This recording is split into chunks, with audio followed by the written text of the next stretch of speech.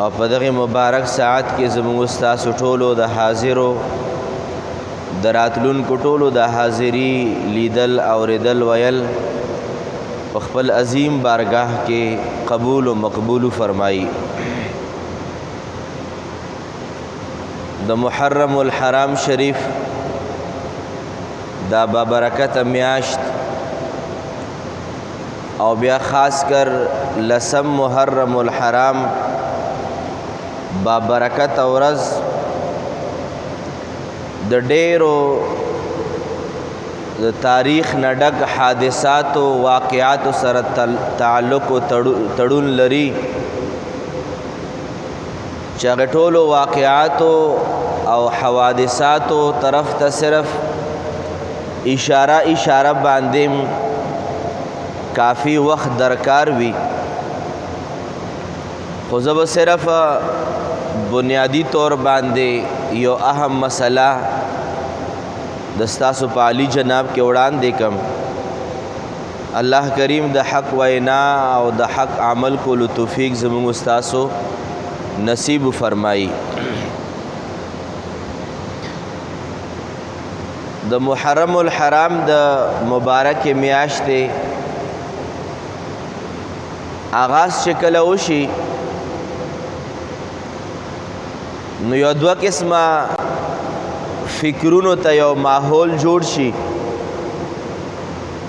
یو دوه قسمه فرقو او ډلو د پاره یو میدان سجاو شي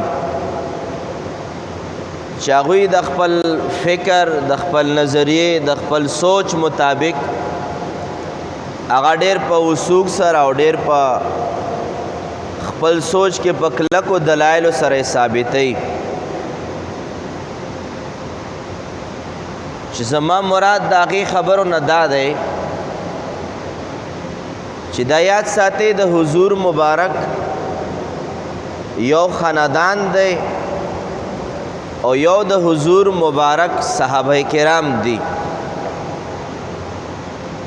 چې کم د حضور مبارک خاندان دی چې ستا اهل بیت اطهار ویلی شي،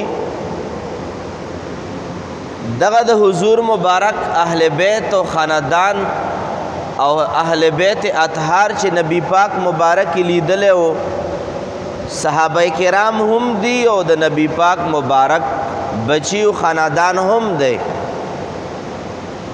او دویم نمبر قسم هغه خلقو د حضور مبارک په دور کې چې حضور مبارک باندې ایمان راوړی او په ایمان باندې ژوند تیر کړی او د حضور مبارک دیدار او صحبتونه ورته نصیب شوي وو، دغې پاکو خلقو ته اصحابه کرام ویلی شي. څه دوه قسمه سوچونه وروستو پیدا شول، چا د اصحابه کرامو مینې ته نجات وویل او د اهل بیت و محبت او د اهل بیت اطهارو سره عقیدت یو قسمه بفیدې او یو بېځایه څیز وګڼلو، او څه کسانو داسې سوچ و فکر جوړ شو چې نه د اهل بیت اطهارو د نبی پاک مبارک د خاندان سره مینه محبت دا نجات دی او سوا د نبی پاک د اهل بیتو نه د بل چا مینه محبت هیڅ کار نه ورکوي او مقصد د هغې نه پاک اصحابه کرام دي. گویا یو دا تصور چې کله پیدا شو نو د دغې تصور کې اسلام و مسلمان ته ډېر لوی نقصان ملاو شو.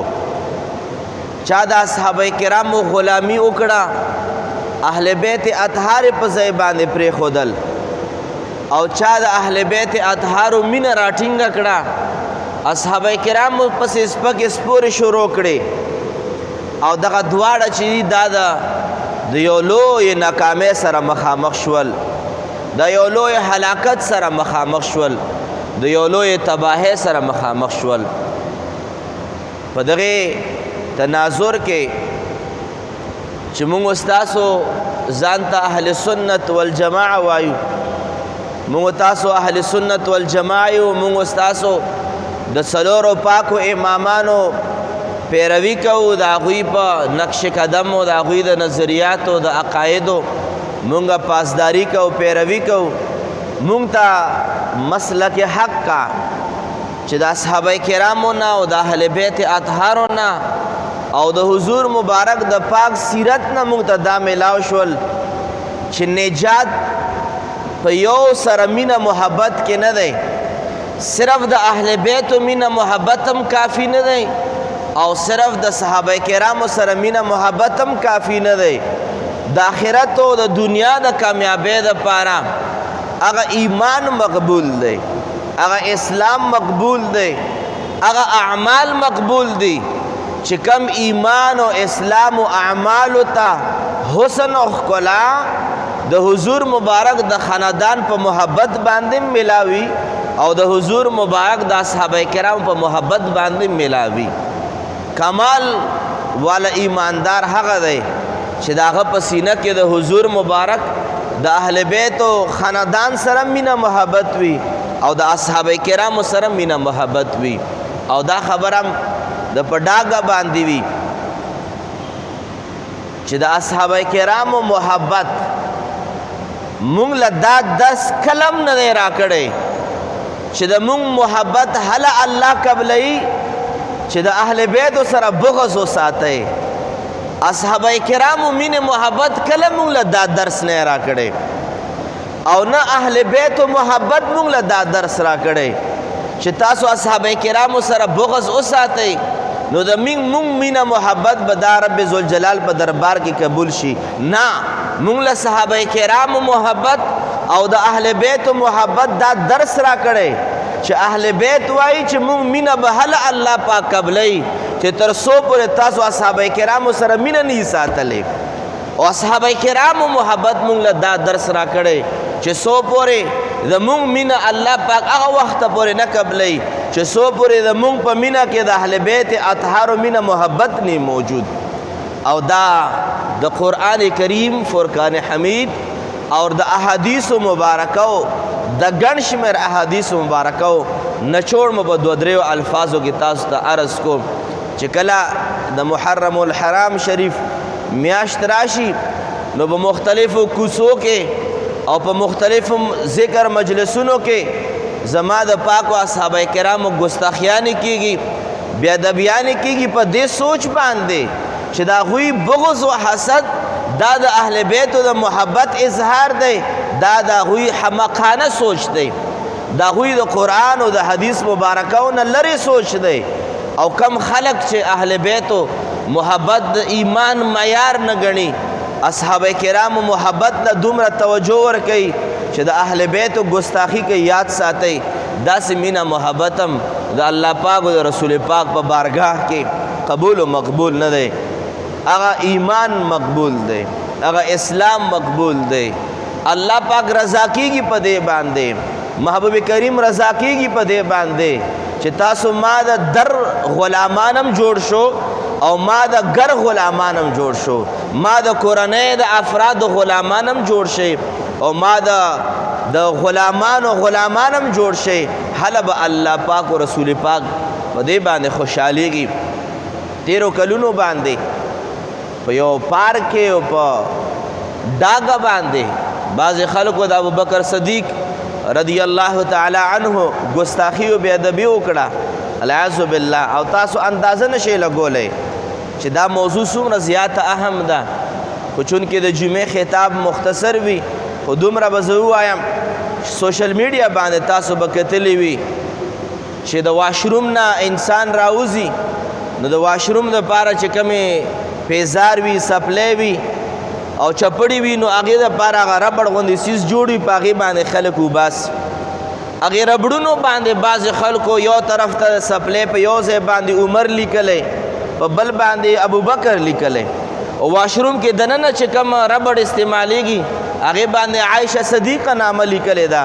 هغوی د خپل بغض عداوت اظهار کوي د اهل بیت اطهارو په محبت کې د حضور مبارک د غلامانو سره. یاد ساتئ د دې شدید نه شدید مذمت مونږ نه بلکې شدید مذمت الله بیان کړی دی او رسول الله بیان کړی دی. مونږ ته د هغوی مبارکو زندګۍ نه دا درس ملاو دی چې اهل بیت اطهارو او پاکو اصحابه کرامو په خپل منځ کې چې کم مینه محبت انسان ورته دنګ حیران پاتې شي. اس یو حدیث مبارک د دې زمن کې عرض کول غواړم. حضور مبارک غلامان دیو کا صحابه کرام دی، الله کریم د دوی د دواړو مونږ په دواړه جهان کې غلامان جوړ کی.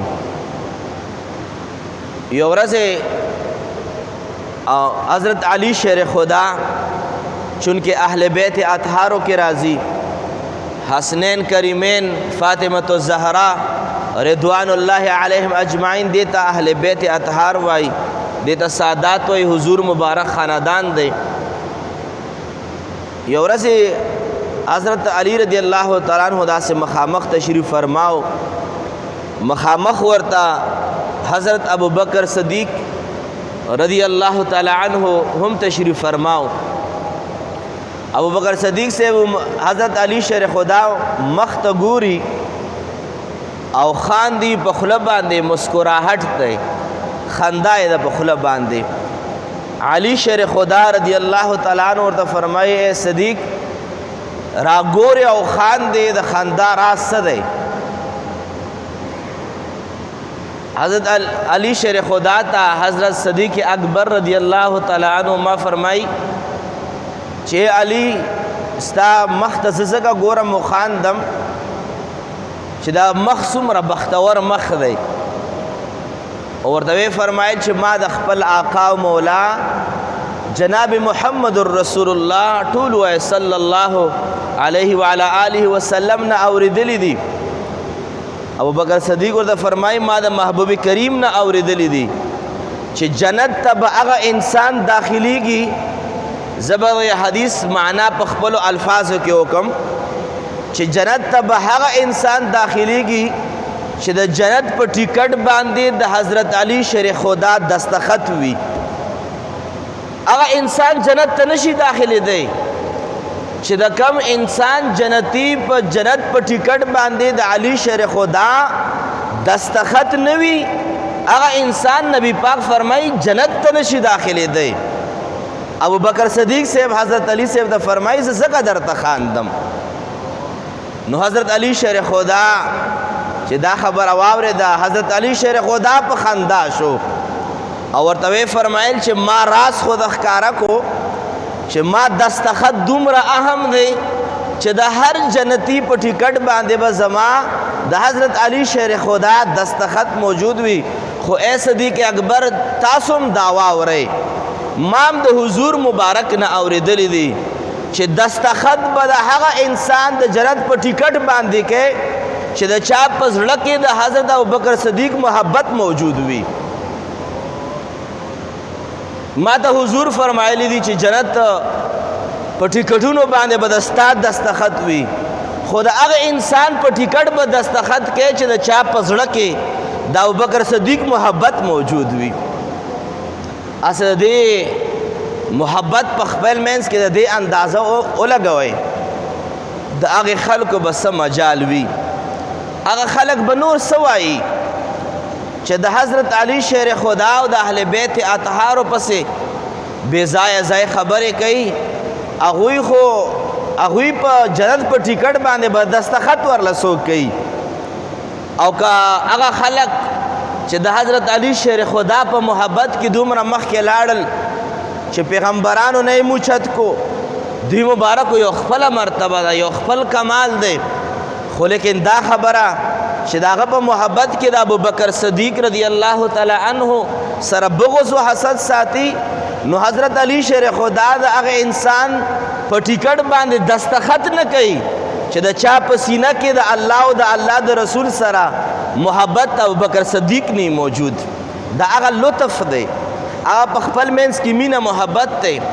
مون با دا چا دا پارا مون خو کچر چا دا پارا بغض و حسد ساتو نو چې چا د پاره ساتو هغه به مو سره بغض و حسد وي ځکه سره مونږ بغض و حسد ساتو.